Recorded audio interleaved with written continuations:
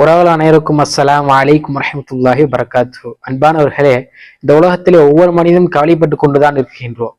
ஒரு சிறிய பையனுக்கு எப்படா இளைஞன் ஆகுவது என்ற ஒரு கவலை, ஒரு இளைஞருக்கு எப்படி சம்பாதிப்பது என்று ஒரு கவலை, ஒரு தாய்மார்களுக்கு தன் பிள்ளை நினைத்து ஒரு கவலை, தந்தைமார்களுக்கு நம் குடும்பத்தை எப்படி ஓட்டுவது என்று ஒரு கவலை, நோயாளிக்கு தன் நோயை நினைத்து கவலை. இப்படி ஒவ்வொரு மனிதனும் கவலைப்பட்டு கொண்டுதான் இருக்கின்றோம்.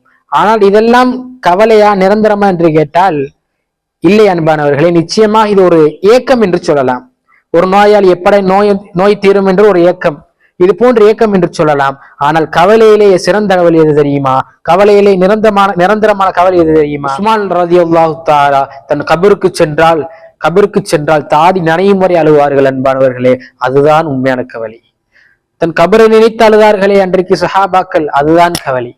மறுமை நாளை நினைத்து அழுக வேண்டும். நாம் முஸ்லிமாக வாழ்ந்து கொண்டிருக்கிறோம், பேரளவில் முஸ்லிமாக வாழ்ந்து கொண்டிருக்கிறோம், முஸ்லிமாகத்தான் வாழுகின்றோமா என்று நினைத்து கவலைப்பட வேண்டும். தொழுகையிலே சொர்க்கத்தையும் நரகத்தையும் நினைத்து கவலைப்பட வேண்டும். குறிப்பாக நாம் செய்த பாவங்களுக்கு நினைத்து வருந்த வேண்டும் அன்பானவர்களே.